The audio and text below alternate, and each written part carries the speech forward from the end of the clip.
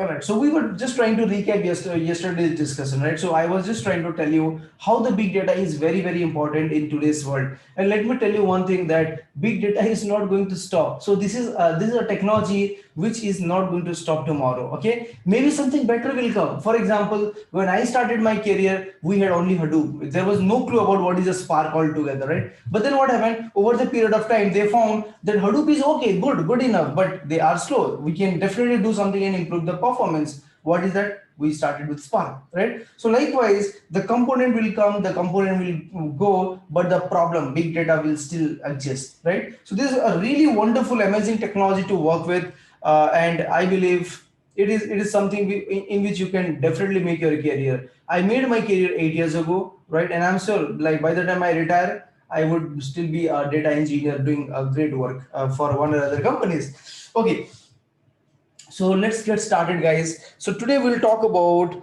other concept, that is, we were yesterday discussing about MapReduce, right, and HDFS, right? So we just talked about how the HDFS stores the data. So I'll just recap that also. So today our agenda would be like Hadoop,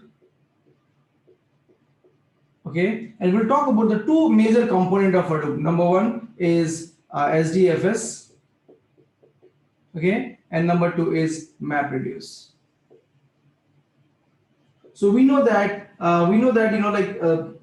initially the initial version of Hadoop had two things, right? One is your MapReduce and the other one is your HDFS. These were the only two things that came in the very first release of Hadoop. Okay, now HDFS stands for what? Hadoop Distributed File System.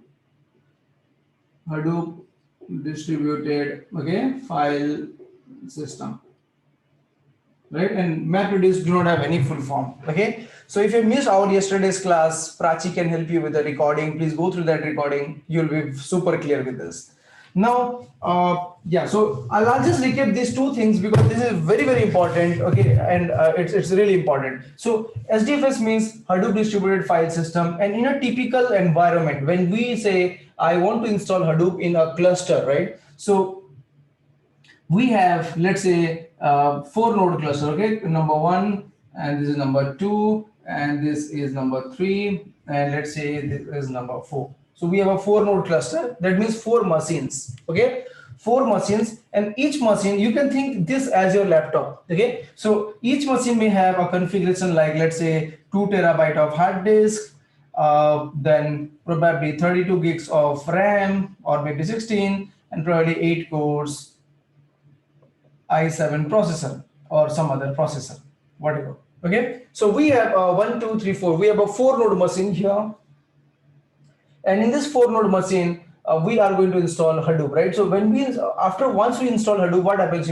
The storage of this machine, the storage of this machine, the storage of this machine, the storage of this machine, all the storage of all these machines would join together, okay, would be grouped together, and it forms a cluster. Okay, so let me say this is my cluster. Okay, this is my cluster. Now what happened is, see, the total size of this hard disk is 2 TB. Okay, again 2 TB, 2 TB, 2 TB, and let us assume all the hard disk is completely free. Okay, or let me say 2.2 TB was the actual storage, but 2 TB 0.2 was taken by the OS and all this stuff. Okay, so we'll not go to that micro level. So we'll just say that 2 TB are all free. So this is a cluster now. Okay, and then the cluster size would be 8 terabyte. 8 terabyte of hard disk, right? What is the cluster size? 8 TB. I can store 8 TB of data. 1, 2, 3, 4. Okay. All right. Now, suppose I have a file called data.txt, whose size is, let's say, 1 gigs, 1 GB. Okay, 1 GB. Now, this 1 GB is nothing but 1024 MB. Okay, and I've already told you that Hadoop stores the data by converting them into small pieces. They cut the whole big file into small pieces. Each piece would be of 128 MB. Okay, so each piece would be of 128 MB. So if I have 1 GB of data, that is nothing but 1024, and you are dividing it by 128 MB, how much it would be? It would be 8 pieces. Mathematics, 8 pieces. Okay, and each piece would be called as block. Okay, so I have 8 blocks now. So B0, B1 dot dot dot B7. I'll have 8 blocks together. So I'll have the block like this. B0 would be stored here, maybe B1 here, B2 here, B3 here, B4 here, B5 here, B6 here, and B7. 8 blocks. Okay, so 8 blocks are stored in all these machines all together, right? Now a big file data.txt of 1 GB was still divided into multiple parts, and they would be stored like this no matter what. Okay, so Hadoop does not say, hey, you have 2 TB of storage here, I'll push everything here. They don't do that, right? The concept of Hadoop is divide. Okay, so they divide the data all together, and once the data is divided, they store them blockwise, right? Now, as I have told you, all these machines are not a are not a high performing costly machines. Okay, they would be basically cheap machines, which means they can fail anytime. They can fail anytime. Okay, so we know that they can fail anytime, but we have to make sure that our data would be secure at any time, right? So in order to make sure that the data is secure, the data would be replicated. That means duplicated and copied, right? For example, I have my family photos, my old like old days memories. What I'll do, I'll keep it in my laptop number 1, I'll keep it in my laptop number 2, I'll keep it in my hard disk as well. Is not it? Because if my laptop 1 hard disk crash, I will still have the data in my laptop number 2, and if both of them crashes, then still I have the data in my laptop in my personal hard disk. Anyways, so the same funda would be implemented here. So this B0 is present here, and B0 would be copied in some other machine, but not here, right? There is no point of storing the copy here itself, because if this hard disk is gone, if this node is gone, then everything is gone, is not it? So B0 is here, so I'll say B0 is copied here as well. Okay, B0 is copied here as well, and it will also be copied somewhere here. Not here, sorry, B0 is here, right? So it's here, B0C2. Now if you see, B0 is the original data. We made a copy number 1, B0 copy number 1. We made another copy, B0 copy number 2. So likewise, every node, every block would be replicated in 3 different places by default, and that 3 number is called as the replication factor in Hadoop. Okay, so the replication factor can be changed. You can make it to 2, you can make it to 1, you can make it to 10. If you make it to 10, then what will happen? Your Hadoop is going to consume a lot of space to store the data, because you are unnecessarily storing the same data 10 times. Why do you even need to store the data in 10 times? Not really required. You can stick to 2 or 3. Industry uses 3. Okay, any company you go and work with, the default replication factor would be 3 untouched. Whatever is the recommendation given by Apache, we basically follow the same principle.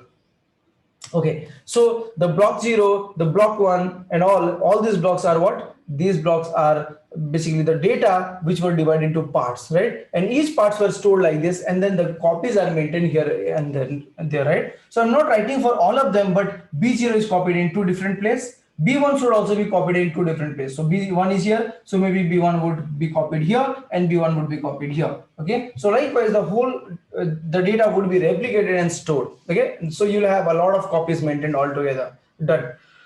So that's what we do. Okay, now it's all about storage, and that's how the HDFS basically stores the data for you. Now what we want to understand is what is this MapReduce stuff. Okay, so the MapReduce is basically a program. Okay, MapReduce is basically a framework as well as a program. We write a MapReduce program to process these data. Okay, so we will create a program. Maybe we can use Python, or maybe we can use a Java. Anything can be used. Okay, so let me say I'll give you an example with respect to Java. So you will basically create a program, okay, and create a jar out of it. You'll use some tools like Eclipse or IntelliJ. They are basically your IDE. Okay, anyways, so you write a program, you'll convert that program into jar. Okay, jar means Java executable files. Okay, Java archive, I would say. So these are basically jars. Jars are nothing but a kind of zip file where the source code would be present. So this jar file would now be submitted to this cluster. So this is a big cluster, right? So now we will say my data.txt. Okay, let's assume it is present in some location. I'll give some location name like /tmp data.txt, right? So I've given some location like /tmp data.txt. Now we will say I want to process this data, this file, by using, let's say, demo.jar. Okay, demo.jar. And what is this demo.jar? This demo.jar is basically a jar file which we have created out of this project, okay, which contains the logic to process this data. Anyways, we'll see that later. How do we write our very first MapReduce program? We will see everything in detail, and then we'll take it forward. Okay, so we will basically create a demo.jar, and we have a file here, and we want to say I want to process this data by using this particular program. Okay, this program has a lot of resources like mapper, reducer, driver, and all. We'll talk about that later. So ultimately we have submitted our program, we have created our program somehow, and we said I want this program to run on this data. Okay, now before I move forward to this concept, let me explain you one thing. Like all of us, right, we know that like when our university results are out, what do? We basically go to the university portal, right? We go to university portal, we enter our what do you call it, roll number or enrollment number or registration number, right? And you hit enter, and what happens? You get the result, right? But we all know, I believe we all know that how do they work, right? So basically you have a web page. This is your internet cafe, let's say internet cafe, or your mobile device or whatever you call. This is your university server. This is your university server where web application is deployed. These are basically web applications, and you'll have an interaction with your database. Okay, now your results are stored here, right? Your results are stored here like this: registration number, a table, right? And then student name, and then physics mark, chemistry mark, English mark, whatever, right? Okay, so all these details are stored there. Now you go to your you browse from your browser. This is your browser. You go to internet cafe or use your mobile, and you say www.xyz.com, your university website /result, whatever, right? And then you get a page where it says enter your registration number, and you say 1 2 3 4 5 and hit submit button. You hit the submit button. Now when you hit the submit button, what happens? This data will go here, right? This data will literally go here, right? It will be submitted again, and then here you will have some piece of code written by somebody, developers, right, which will take your data and does a query on database, right? And then it fetches the result back, and here it will format it in a beautiful way, bold italics, underline, do this CSS and all together, and then you get the result in a different page, right? You get another page where you'll see that, oh, I scored 90 in maths, something like that. So this is what happens when you are actually storing, when you are actually doing a web I would say development, right? So in web development, this is what happens, right? In any typical website, this is what happens. Okay, now let me take one simple example. Okay, I just want to show you one more example. I'll share my screen. So let me say share my screen, done. And what we'll do is we'll go back to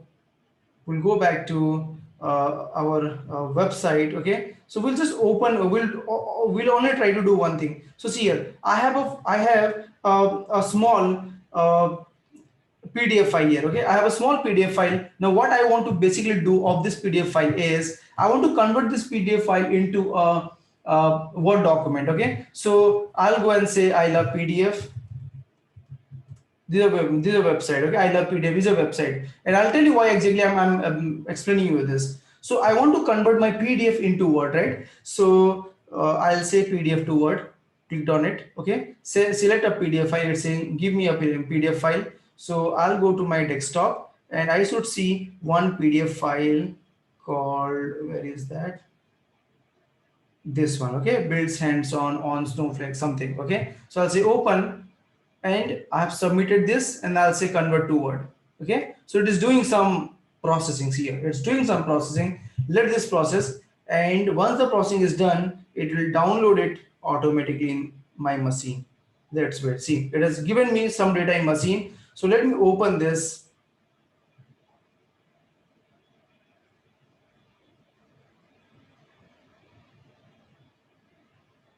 All right. So see here, this is my Word document, guys. This is my Word document, right? This is literally my Word document. But what I did is I converted this Word document from my PDF. Okay. Now let's go back. I'll unshare my screen. Let's go back. So let's understand what actually we are trying to understand out of it, right? So what I did is I had a PDF file and I wanted to convert that into a Word document. So what I did, I had PDF file. Okay. I wanted to convert to Word. So what I did is I opened ilovepdfwebsite.com, right? And I uploaded my PDF and said submit. What happened was this PDF file went to that server, right? Wherever this is hosted, right? And then they have their own developer who wrote this business logic to read the data of PDF one by one and create a new Word document file and added the data there and gave the data back to us. And then it gave us the data Word file. Okay. Now I want to ask you guys a question and I want you guys to reply this. Okay. What do you think is happening here? Is your data moving towards your server? Yes. Your data is PDF. That PDF file is your data. And your server is present somewhere in ilovepdf.com. They are hosted somewhere with the URL ilovepdf.com. So do you all agree with me? I want you can say just yes or no in the chat box. I want you to tell me, do you think that the PDF file is actually moving to the server and then getting processed and you get the data back? Yes.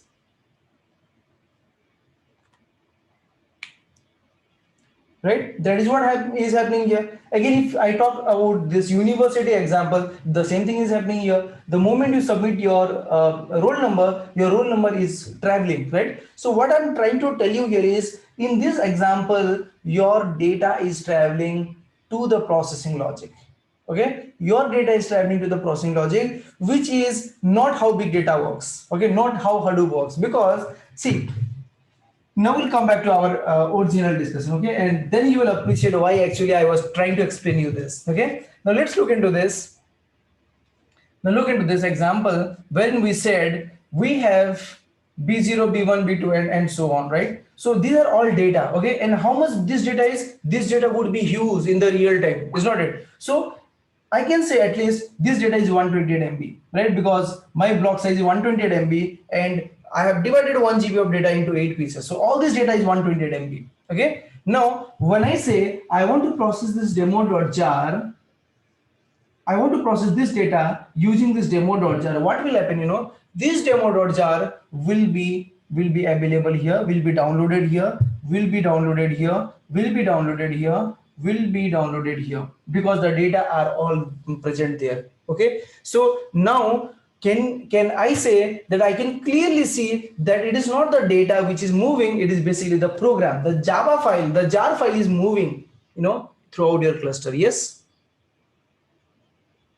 Do you see that is happening here? Like your jar file is moving here, not your data. Your data is sitting here itself, right? And that is what Hadoop says. Hadoop says don't move the data if you really don't need to. Okay, as much as possible, don't even think about moving the data. That is really a bad practice, because I have a lot of terabyte of data, and if I move the data here and there, then the processing will not be so fast. Let us write the program and let the code travel, because the code will be how much?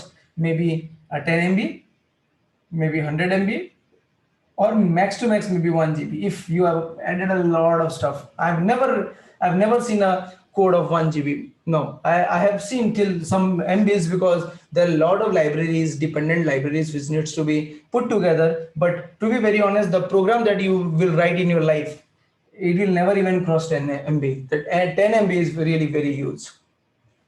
Okay, so what we are trying to understand is Hadoop works on a concept of, we call it data locality. Okay, Hadoop works on the concept of data locality. That means process the data locally as much as you can. Don't even think about transferring the data from here and there. Your data should not travel. Your data should stay wherever it is. Let the code reach. Let the code execute your program. Okay, that's what I wanted to convey in this particular example. All right. Any questions so far, guys, here before we move to the next? Any questions?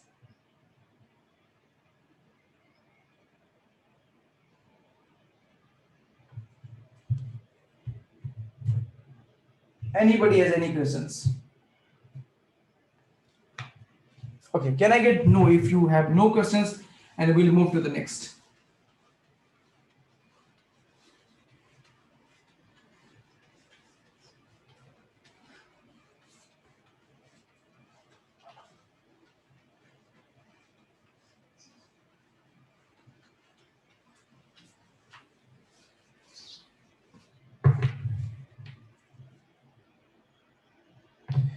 Is there any problem if I don't know Java? See, there are, like as I have told you, you can ideally use Java or you can ideally use Python. Choice would be yours. Any of the programming language is really required to write your programs. Okay, and there are components like 𝐻DFS, Scoop, HDFS, and all where you don't need a lot of Java. Okay, there are some areas where you have to write some code. You can wherein you write some UDF and all where minimal Javas are required, but as I've said, in real time, maybe you may not be working on that level, right? So it totally depends. So either you can see one of the programming language you must learn, okay? Either Python or Java. There are a lot of data engineers using Python. There are a lot of data engineers using Java. There are a lot of data engineers using Scala. Okay, so it would be completely your choice. Okay, so let's move on. I'll move to the next topic, and that's a beautiful concept. Let us understand this, and that's all about Hadoop architecture. Okay, so we'll understand how exactly the Hadoop architecture is basically designed. So I'll say Hadoop architecture. All right, so we'll talk about this Hadoop architecture and we'll try to understand how exactly the Hadoop actually works. Okay, now at a very high level, what you have is you have nodes. Okay, 1, 2, 3, okay, 4, 5, 6, 7. So let us talk about Hadoop architecture by taking these 7 computers. Okay, these are all nodes, 7 machines. Now why I have separated them, I'll tell you. These machines are actually slaves. Okay, these machines are actually slaves, and these machines, 3 machines, are actually masters. So Hadoop works on the concept of master and slave architecture, wherein couple of machines are slaves, couple of machines are master. There would be very few masters, there would be a lot of slaves. These slaves can go till 10,000. These slaves can go till 10,000. This master will not go till 10,000. This may go another maybe 1 to 3, maybe another 4, maybe like altogether 8. We'll talk about that, how it can be 7 or 8. Anyways, so now let us try to understand what are these. Okay, so I'll tell you, in your whole Hadoop, okay, in your whole Hadoop, whenever you install Hadoop, there are some daemons which keep on running. And what is the daemon? Daemons are basically the process. Okay, daemons are basically the process. For example, when you install Windows OS, right, Notepad and Word, not WordPad, not TextPad, not TextPad, Word text, something like that, right? And then you have Minesweeper and you have Calculator. These are all the programs which actually comes by default, right? Similarly, whenever you are installing Hadoop in these machines, there are certain programs that comes by default, and those programs must run. Okay, those programs I'll list down their name. They are name node, secondary name node,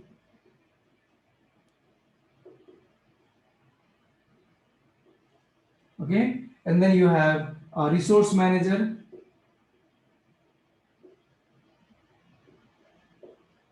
okay, then you have data node, and you have a node manager. Okay, so remember that I'm talking with respect to Hadoop 2 and 3. Hadoop 1, you do not have resource manager, you do not have node manager. Instead, you have job tracker and task tracker. Okay, in Hadoop 1.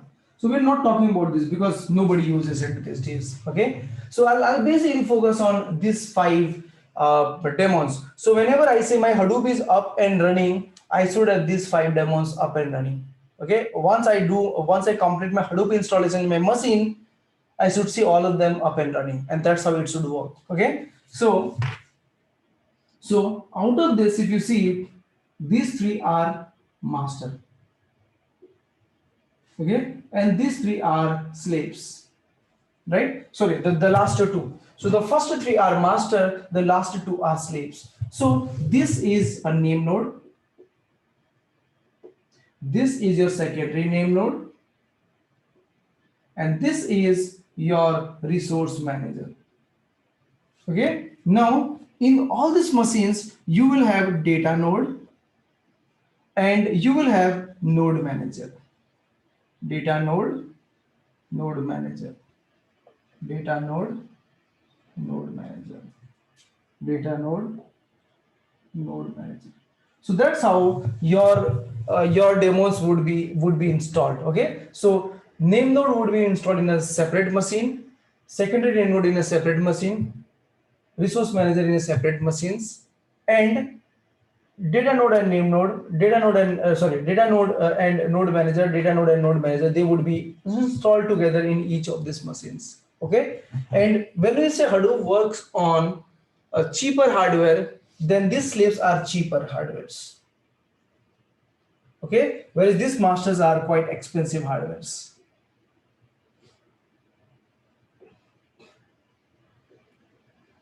Okay, because the masters should be up and running at every point of time, and you cannot really have a lot of failures here in your masters. Okay, whereas your slaves can fail, right? So because I have 10,000 such machine, it is possible that one or other node might fail at given time, right, or at any point of time. So name node, secondary name node, resource manager, these are the processes which are installed in separate machines altogether. Okay, now we'll talk about this. What does this name node do? This name node will have all the information about what are the files present where. Okay, for example, let's talk about it. Okay, so I have a data dot txt of 1 GB. I have a data.txt of 1 GB, and I would like to write that data. I would like to store this data in my Hadoop system. Okay, then I'll write a command. I'll use a command like this: Hadoop fs-put, right? And then that will push the data into our Hadoop. This is a command which can help us to write the data into HDFS. We'll look into that in great detail when we learn about the installation of Hadoop, and we'll explore all these commands there. Okay, but right now, to help you understand, I'm just giving you a highlight. So Hadoop fs-put, file name and this name. So let me do one thing. Let me share my screen, and at least I can show you that how exactly it works. So give me a minute. I'll just start my virtual machine, but I'll teach you how you can create your virtual machine and then get started with that. Give me a minute. I'm just booting my machine.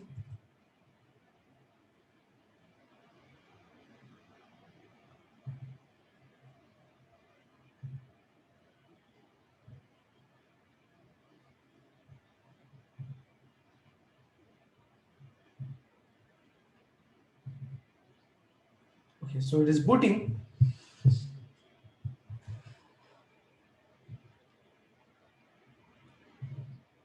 All right, I'll say Hadoop. So this is a single node machine where I've already installed Hadoop in my machine. Okay, I'll teach you how exactly this installation can be done. But right now, let's say, because we are not going to talk about installation today, right? So I'll say close window. Now, this is your Hadoop system. This is your machine, Ubuntu machine where we have installed Hadoop. Okay, Now, what I'm trying to explain you is this put command, right? How actually we can store the data into HDFS. So see here, I'll say, I'll say new folder, and I'll say data, okay? And let's say, so in terminal, and this is a data folder, and I'll say vim data.txt, okay? And I'll say insert, hello, how are you?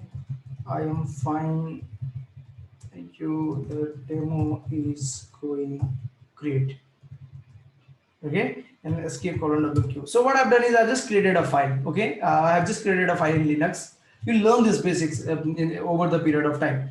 So we just have a file called data.txt. Now what I'll do is I'll open a terminal, and let me say jps, sorry, jps, okay? Now if you see, do you see that whatever we talked about right now, they are all running: name node, resource manager, data node, node manager, and secondary name node, right? Forget about this. But there are 5 such processes which we were talking about. That means my Hadoop is up and running in this machine, okay? I can say stop, and everything will be shut down. So once I say stop all.sh, my demos would be all shut down, my Hadoop is down, okay? And if you want to start your Hadoop again, you'll say start all.sh, and your Hadoop will be up and running.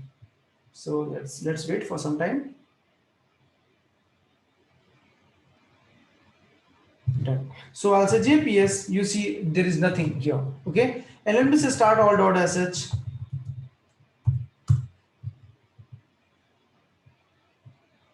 And when you do this start all.sh, it will start all the services one by one. It will start name node, secondary name node, node manager, data node, and resource manager, and so on.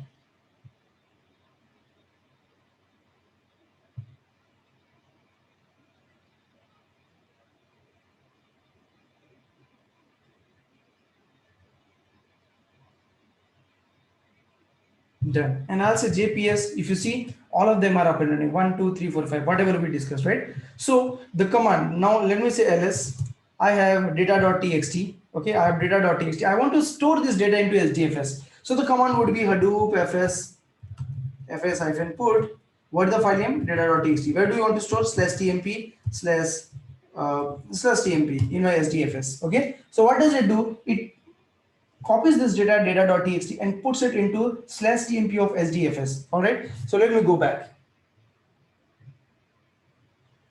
Okay. So we wrote a command Hadoop fs-put data.txt.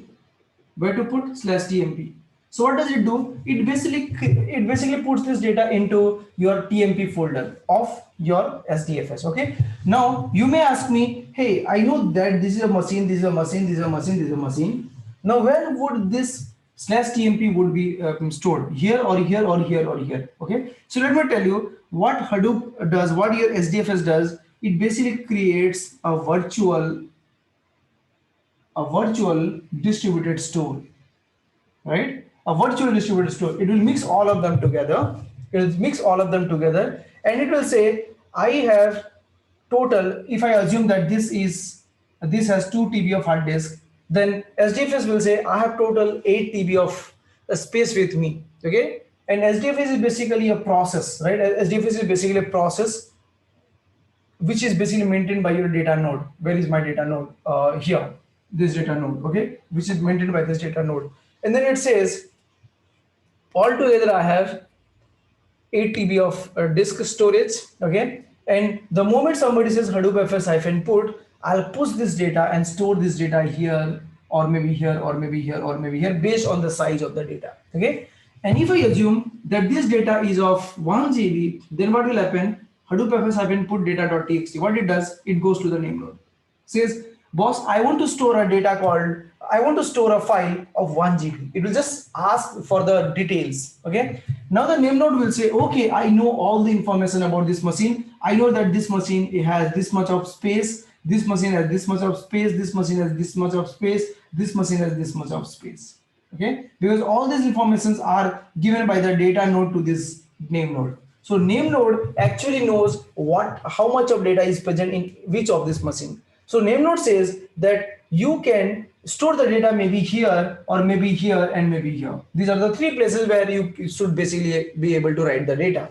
This information will be given back to Hadoop FS-put. Okay. Now what does this put do? This put will directly contact these guys, okay, and it will start writing the data. So let's assume that name node said the whole system is empty, the cluster is empty, you can write the data in all these 4 machines. So this Hadoop FS-put, what does it do? It breaks the data into parts. Okay, so 1 GB of data would be broken down into 8 parts, right? B0 to B7. So B0 would be written here, B1 here, B2 here, B3 here, B4 here, B5 here, B6 here, B7 here. Likewise, the data would be written by whom? By this put command. Okay. Now, never be on an assumption that the data will go to name node and then the name node will store the data. That will not happen. Okay, because we are going to deal with terabytes of data, petabytes of data, and name node cannot do that for you. Okay, so this will happen from your client. This is your client. This will happen from your client. Directly the data would be written on your machines, and all this data information would be stored by data node. Okay, and this information would also be transmitted back to the name node saying that, hey, I have successfully written this data.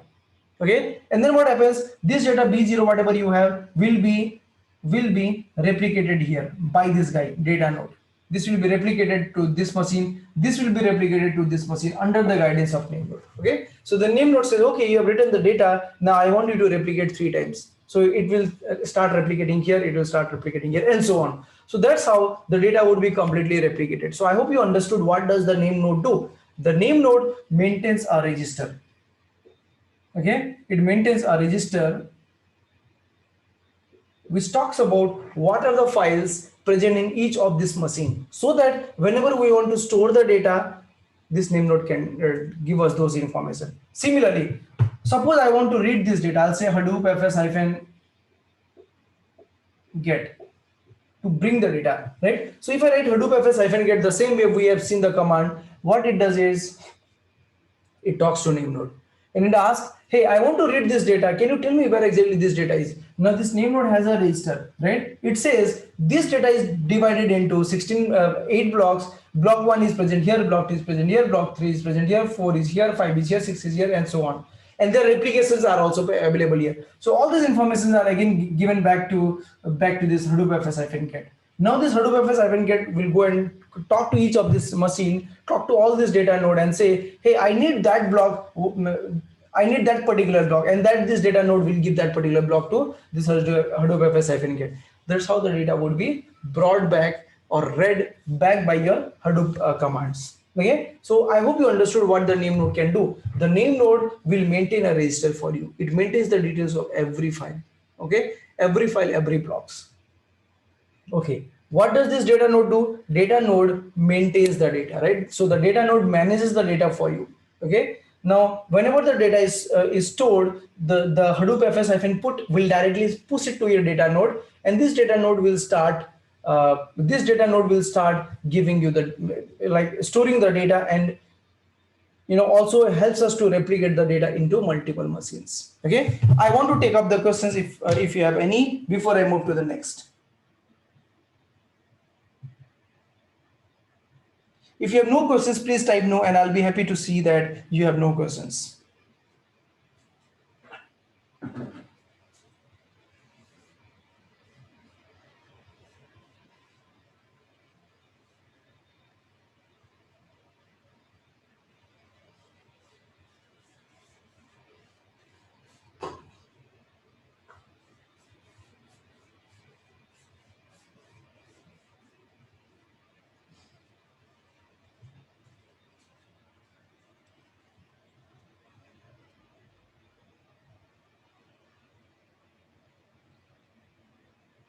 Okay, so the name node will basically do a housekeeping for you. It maintains a register, right? And it tells you where exactly all the data are present, right? It is very similar to this. You want to meet your son, you go to their school, you go to the principal office and you say, I want to meet my son, right? The principal will not take you to your son, is not it? If they know that you are his father, he will just say, okay, he's present in class 7A, and that is present in that section, right? And then you have to go and meet your son, something like that. Or maybe he will send some guy that, hey, go and bring the student of so and so class, right? So that's what the name node does. It basically maintains a register which contains all the information about what are the nodes available. Initially, whenever you have this Hadoop cluster, everything would be empty, right? You have nothing, right? And then your register would be empty. The moment you start writing the data, the name node will always maintain this information. Okay, the name node will always maintain this information, and that's how it works.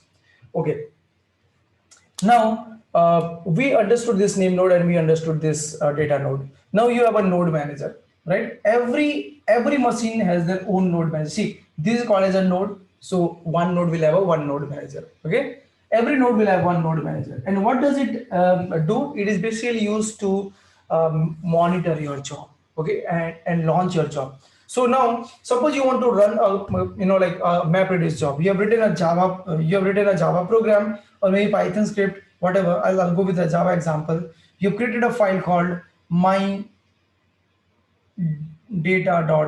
my.data.processing.jar. You created a file called my.data.processing.jar, and you want to execute this jar file into this data, one GB of data, right? So your command would be something like this: Hadoop jar this, and then you will specify the path /tmp /data.txt, something like this. Okay, so you will be basically writing a command like this. We'll talk about this command later when we really create our first program and get this work done. So Hadoop jar my data processing.jar /tmp data.txt. This is how you will basically create you'll basically start your job. When you start the job, what happens, Hadoop jar again is a command. Okay, this command will talk to your name node. It says, hey, I got a task to process this data, and I want to know where exactly these files are, right? So the name node says, okay, you are looking for this data.txt, I know where they are present. Okay, so it will say it is present here and here and here. Let's say it is not present here, any of the block. So it says it is present here, here, and here. Okay, then your Hadoop jar will go and talk to the node manager of each of this node. Right? It says, hey, I came to know that you guys are hosting certain block of this data. I want this jar file to be executed on this. Right? That the instruction would be given by your Hadoop jar to all this node manager. It says okay, right? And then it says, okay, let us do one thing. Let us create one ticket. Okay, and that ticket would be used to track the status of the whole job. So what does it do? It basically creates something called application master. Okay, application master is basically a process. It creates an application master, one application master, and then it says, I am application master, I will take care of this particular job. Okay, but it says the application master will say, hey, I cannot run the job on my own, I need containers. And what is this containers? Containers are the places where the job actually executes. Okay, so it says I need containers. So this will basically get some containers, maybe 2 containers here, maybe 2 containers here, maybe 2 containers here, maybe 2 containers here, if I assume the data is present all over the space. But application master would be just one. Okay, so what it did is it launched application master, the node manager launched application master. This application master cannot process your job, it needs a container. So it launches the container 1 and 2, 1 and 2, 1 and 2, 1 and 2. Okay, so now in this container your job would be executed. So B0 would be processed here, B4 would be processed here, B1 would be processed here, B7 would be processed here, B2 would be processed here, B5 would be processed here, B3 would be processed here, B6 would be processed here. Okay, so all these blocks would be processed by a process called containers. Okay, containers are the places where your job will be executed. So when your job is executing, all these informations would be given back to application master. Okay, all the information would be given back to your application master. So all of them will communicate back to the single application master. One application will have only one application master. It is not correct to say that application master would be created here, here, here, here. No, for one job, for one Hadoop jar, there should be one application master. So everybody would give a report back to this application master, everybody. Okay, and this application master knows the progress. This application master would give us the information about the progress of the job. 5% is completed, 10% is completed, 20% is completed, and so on. That's how it works. Okay, so we understood what does this node manager do. Node manager is basically managing a node, and it helps us to get access to application master, and it helps us to get access to these containers. The containers would be created, and the container would start processing the job. Okay, now, all right, so now what we have to understand is when you submit a Hadoop jar, I just missed one point. When you submit a Hadoop jar, it basically talks to your name node and says, I have to run the job, so give me the details of all the data files. Okay, but at the same time, it also goes and talks to this guy, resource manager, because it is the person who is basically going to give us the resources. Okay, it says, hey, I want to process this data. Where should I go and pick it up, right? Which data should be which node should be contacted? Because in a typical environment, you will not just have 4 nodes, you will have 100 of nodes, right? And B0 is here. Now B0 copy will also be there somewhere else. B0 copy, second copy will also be there somewhere else. So it is the resource manager who will actually tell, okay, I understand that B0 original copy is here, but now this system is heavily busy doing some work, so don't even touch it, right? All those information would be given by the resource manager, and this will help us to get access to all the proper node manager whom we should go and contact. And then your Hadoop jar will go and contact those managers, node managers. It says, hey, I got to know from resource manager that you guys are free and you can take up my request. And then the node manager would initiate the application master. Application master would initiate the containers, and the process would be done in containers.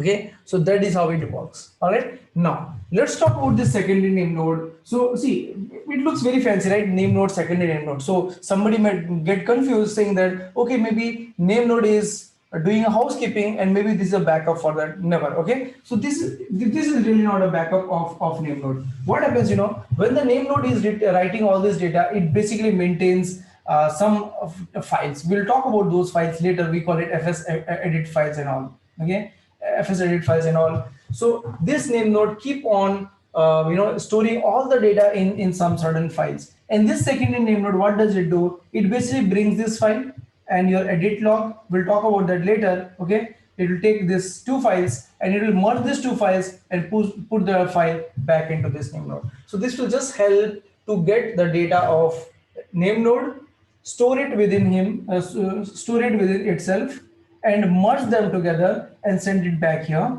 as well as maintain one copy of it. So that if this failed, if your name node failed, then your secondary name node will have the data which was preserved in the last checkpoint. Okay, so last time when it fetched the data of FS edit and edit log, and then it merged and it stored the data within themselves, this data would be available here as well, so that in case this crashes anytime, you can still go to the secondary name node and get access to whatever data was preserved last time. Okay, and that is what the secondary name node will do. But we will have a detailed session on all this concept later.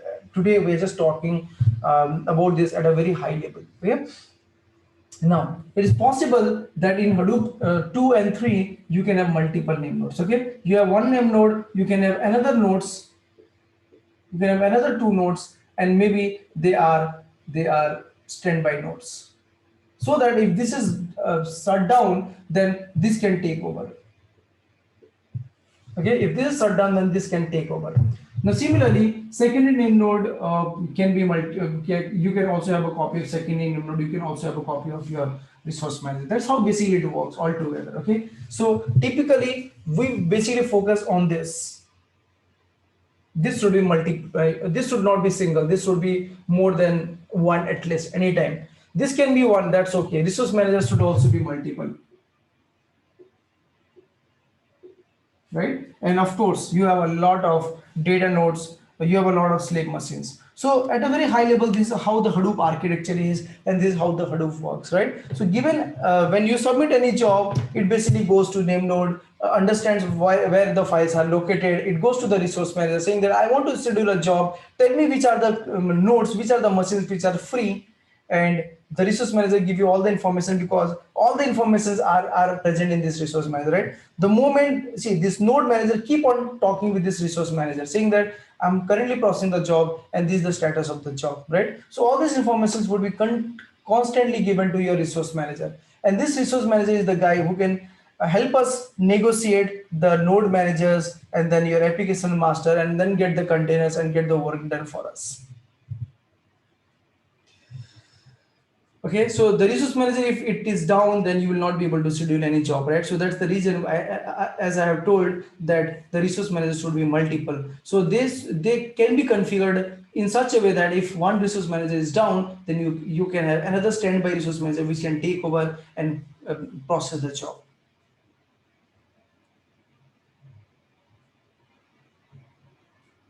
In AM container, which data can be stored? See, AM container does not store the data, right? It is to process the data. Which data? This B0, B1, B2, whatever we have stored, right? So application master is basically launching the container, and container is basically that place which basically processes your data. It does not store the data. The data would be stored by your data nodes.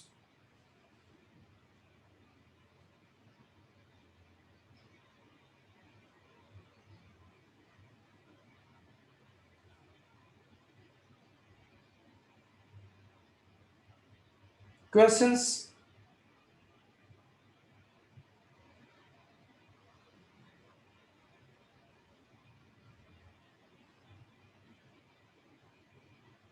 Okay, so let me summarize the process. So we talked about Hadoop architecture. We were trying to figure out how exactly the Hadoop works internally. What are the processes we have in Hadoop? We have, these are the major demos, right? Name node, secondary name node, resource manager, data node, and node manager. And we understood how they are basically put together in an environment, in a real-time production environment. Okay, so name node, as I have told you, would be doing a housekeeping for you. Secondary name node will help us getting access to those like log files which is produced by your name node, so that in case name node fails, then we can get those information back from your secondary name node. Resource manager is basically the guy who can basically take care of job execution. Whenever I submit a job, the resource manager will actually tell where to go and schedule the job. Your data node is basically the process which keeps the data, which stores the data for you. The moment you say Hadoop FS-put, it goes to the name node, it goes to the data node and stores the data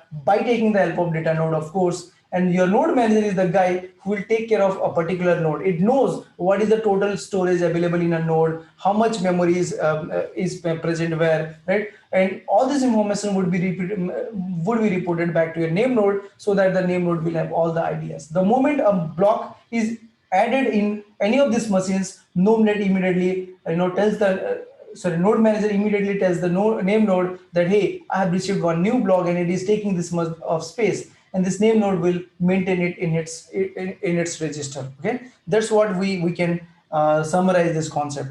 So that's all I have for today, guys. So if we continue, we will have all this lesson in this whiteboard. Okay, so I don't like teaching that using the PPT, the boring PPT and all. I believe that the eye-to-eye interaction would be much more better, and I want to just give you a real classroom feeling and not just showing you the PPT and just going next.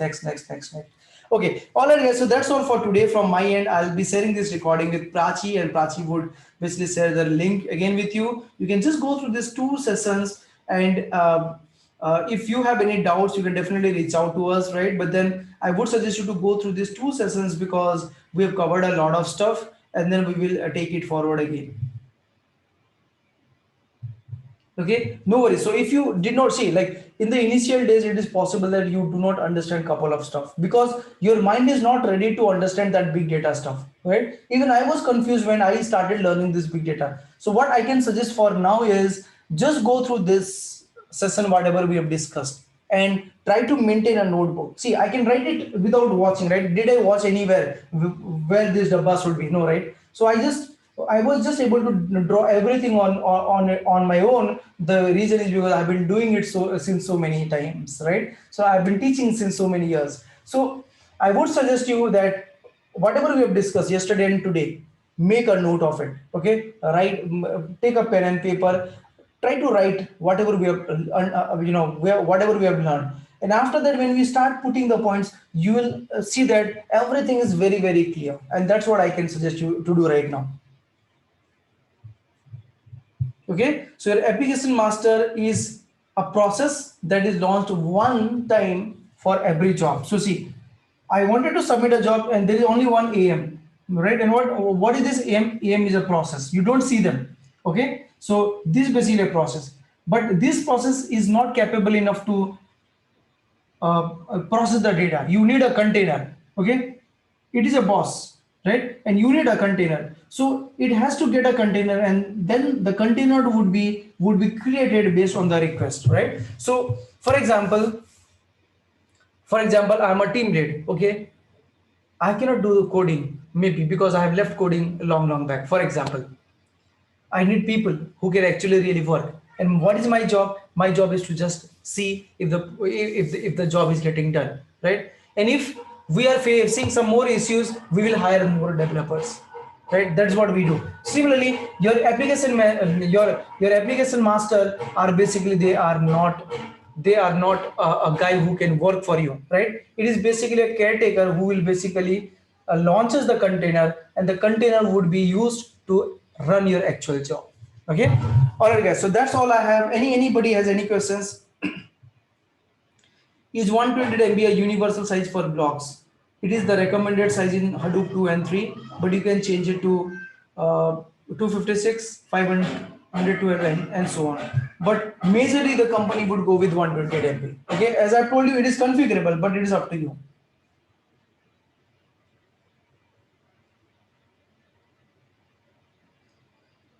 All right, so I hope you have liked the session today. How was the session, guys?